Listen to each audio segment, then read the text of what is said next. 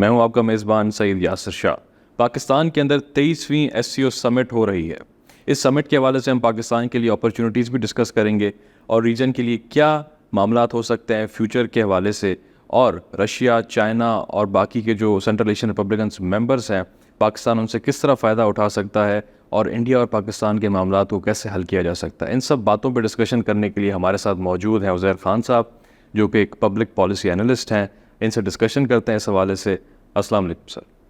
سر میں پہلا سوال آپ سے یہ کرنا چاہوں گا کہ پاکستان کے اندر یہ جو 23ویں SCO کی سمٹ ہو رہی ہے, اس کے حوالے سے تھوڑا سا بتائیے کہ پاکستان کے لیے کیا کیا اپرچونیٹیز ان فیوچر ہو سکتی ہیں.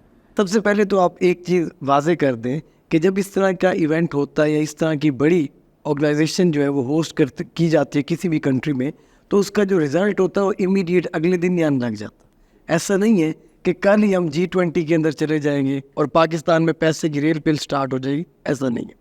اب دیکھتے ہیں کہ پاکستان کہاں پہ سٹینڈ کرتا ہے.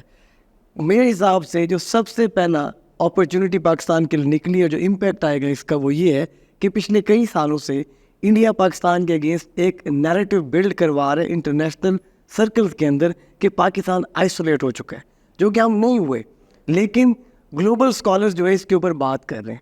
تو سب سے پہلا جو آپ کے لیے جو فائدہ ہے وہ یہ ہے کہ اتنی بڑی ایونٹ جو ہے اور اتنے بڑے جو لیڈرز ہیں, ایون دیکھیں یورپ کی بھی نمائندگی موجود ہے, بیلاروس والے بھی آئے ہوئے ہیں.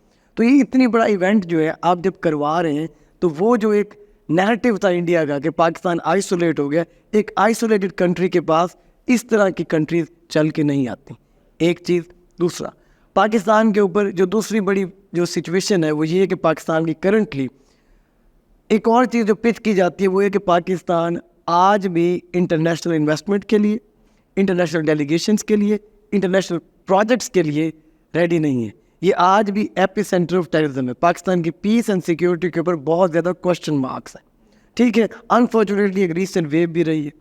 اس حوالے سے جو پاکستان جو اگلا ایونٹ, آپ تو اس SCO کو دیکھ رہے ہیں, میں اگلے بڑے انٹرنیشنل ایونٹ کو دیکھ رہا ہوں جس کا ویٹ جو ہے پولیٹیکل سرکل میں تو نہیں ہے, اوور آل وہ ہے آپ کی چیمپئن ٹرافی.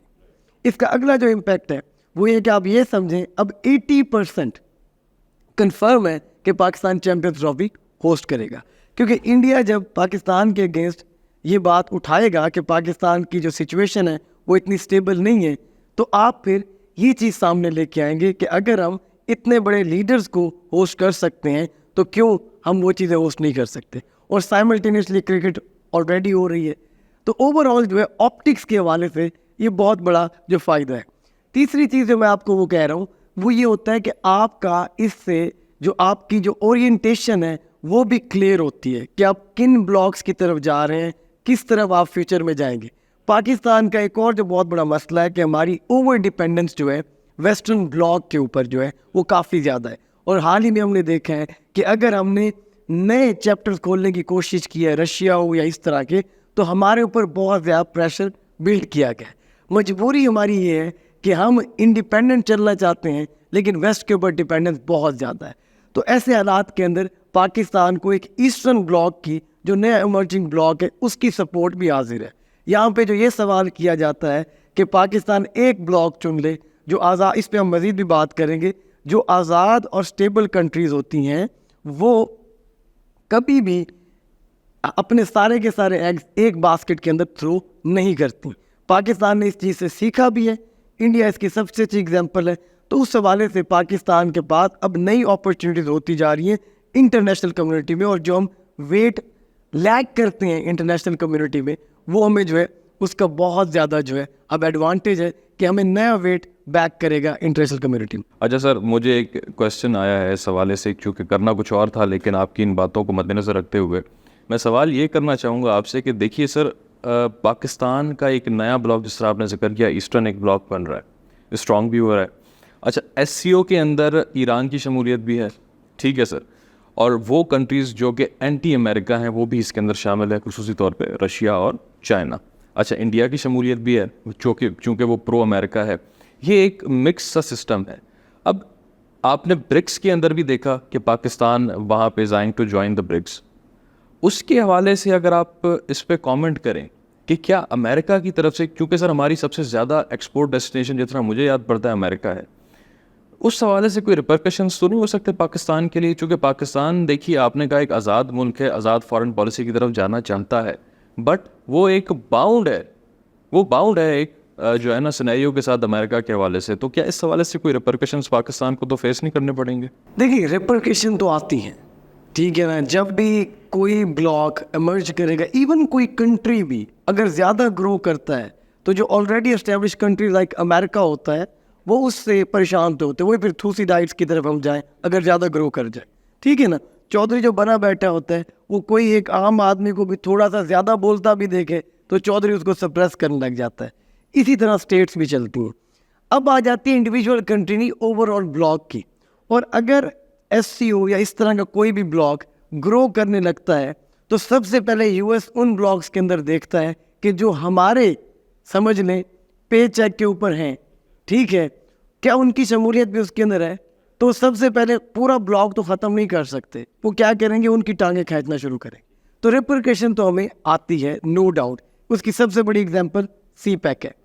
سی پیک کی جب بات ہے تو کبھی کہتے ہیں معاہدے دکھائیں, کبھی آئی ایم ایف کے جو ڈیلیگیشنز آتے ہیں ان میں ڈائریکٹلی رپورٹ تو نہیں ہوتا, لیکن کہیں نہ کہیں سائٹس کے اوپر آپ کو انفلوئنس کیا جاتا رہا ہے کہ وہ ہم اس چیز کو دیکھنا چاہتے ہیں, یا کہیں نہ کہیں پریشرائز کیا جاتا ہے, ٹھیک ہے. اب اگر سی پیک جیسے ایک پروجیکٹ کے اوپر انہوں نے اتنا زیادہ روڑے اٹکائے ہیں اور آپ کو اس کی ہیٹ فیس کرنی پڑی ہے, تو پھر اگر آپ پورا ایسٹرن بلاک کی طرف جاتے ہیں تو پھر اس کی آپ کو ہیٹ فیس کرنی پڑے گی. اب اس کا حل کیا ہے, ٹھیک ہے. اس کا حل جو ہے, میں ہمیشہ ایک بات کرتا ہوں, ہمارے پاس سب سے اچھا ماڈل موجود ہے انڈیا کا. آپ یہ دیکھیں کہ انڈیا جو ہے اس کی جو فارن پالیسی ہے وہ ایک کمپارٹمنٹلائزیشن کے اوپر, انگیجمنٹ کے اوپر, ایک طرف رشیا سے انگیج کرتا ہے, ایک طرف یو ایس سے.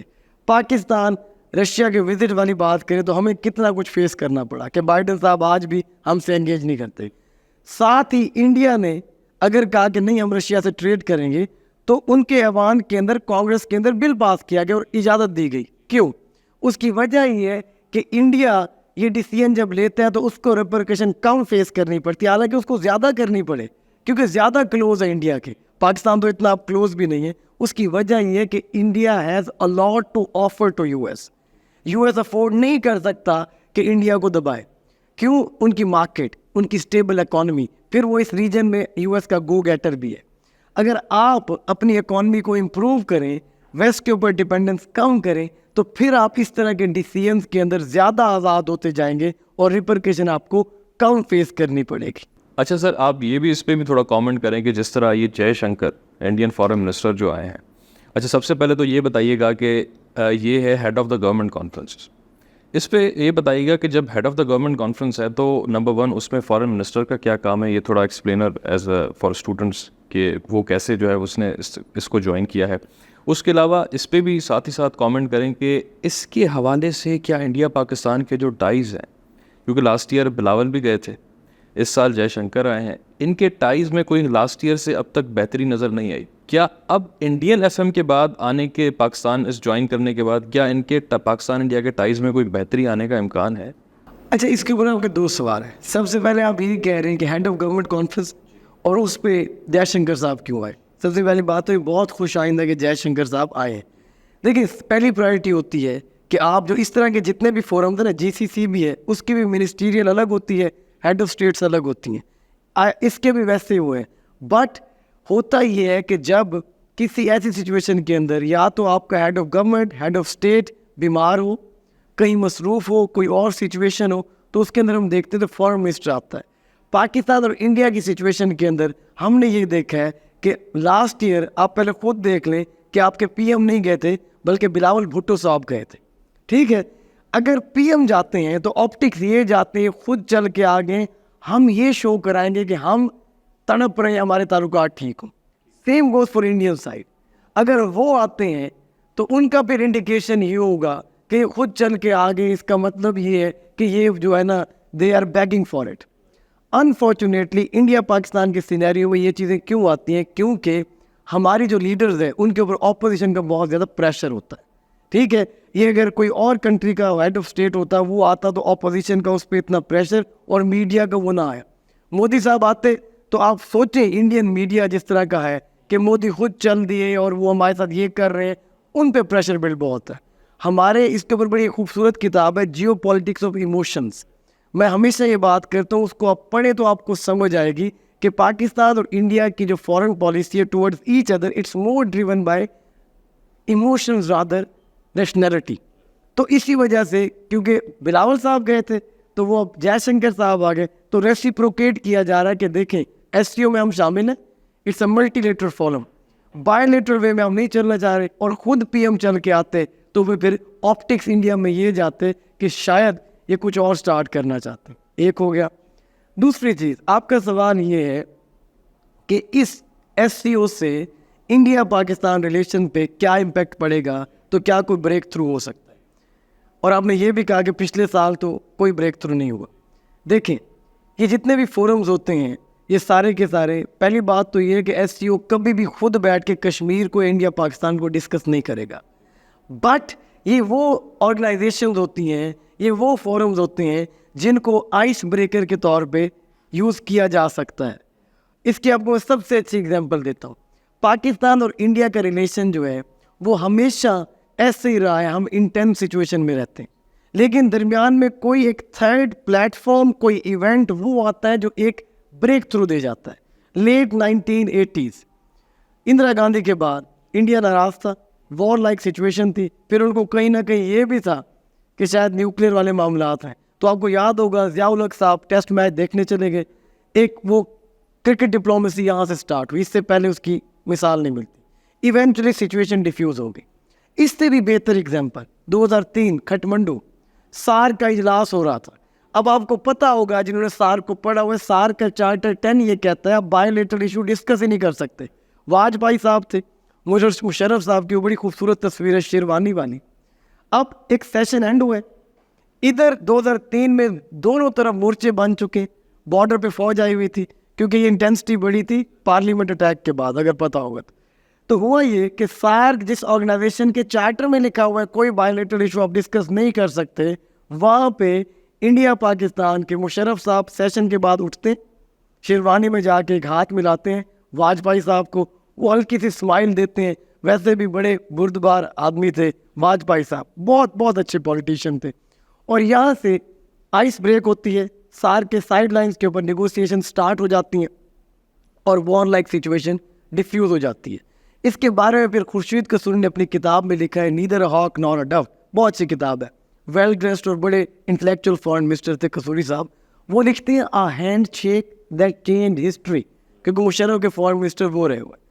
سو we are still waiting for another such handshake, اور وہ ایس سی او جیسے آرگنائزیشن یا ایسے پلیٹ فارم سے ہی مل سکتا ہے. کیوں؟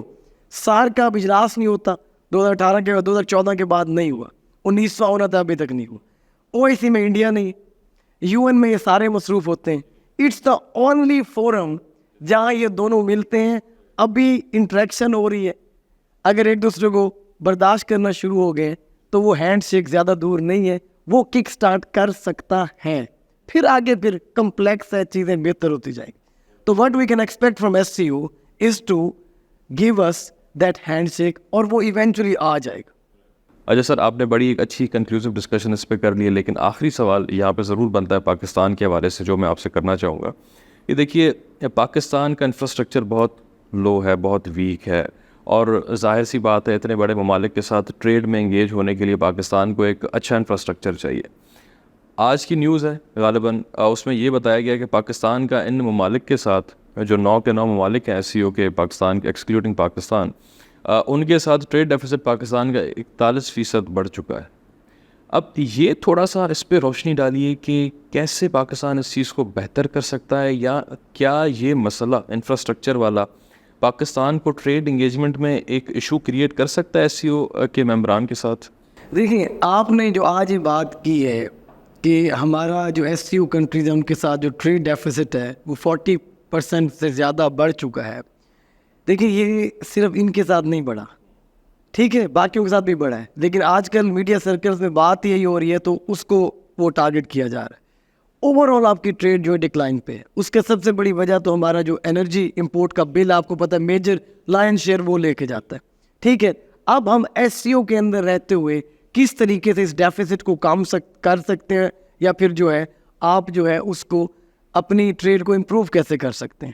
دیکھیں, میں ہمیشہ ایک بات کرتا ہوں کہ اگر آپ SCO کو سمجھیں تو اس میں آپ کو سب سے زیادہ جو ایکسیس ملتی ہے وہ سینٹرل ایشین اسٹیٹس کی ملتی ہے.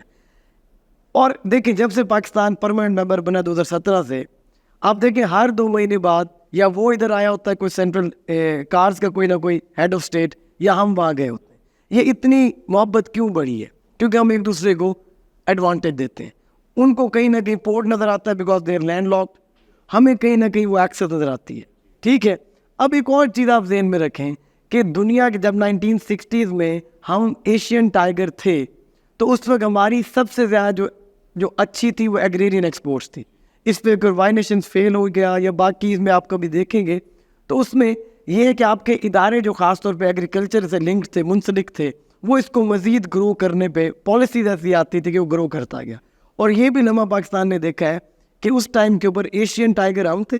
آج کے جو ایشین ٹائیگر ہیں سنگاپور وغیرہ, فلپینز, ملیشیا, انڈونیشیا, تھائی لینڈ, ان چاروں کے ایگریرین ایکسپورٹس کو ملائیں تب بھی پاکستان کے ایگریرین ایکسپورٹس زیادہ ہوتے تھے.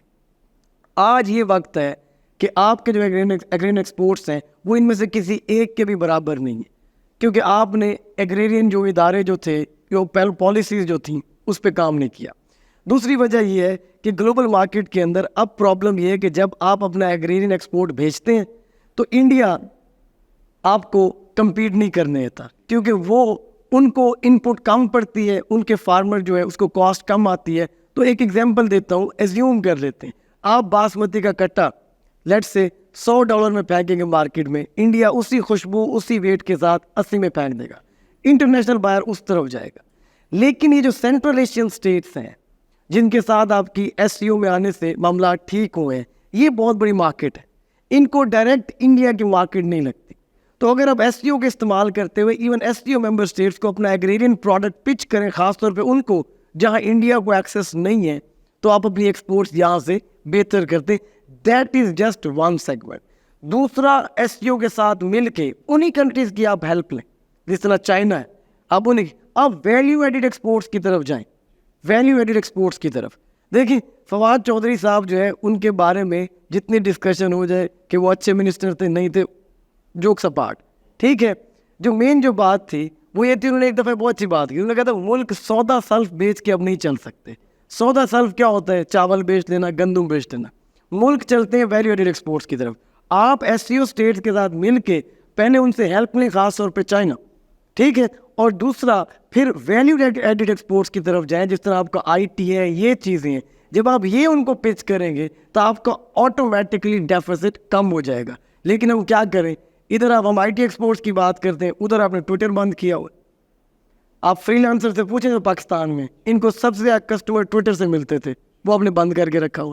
دوسرا, یہ چلتے ہیں انٹرنیٹ پہ, ادھر آپ کبھی فائر وال لے آتے ہیں, کبھی کیا لے آتے ہیں.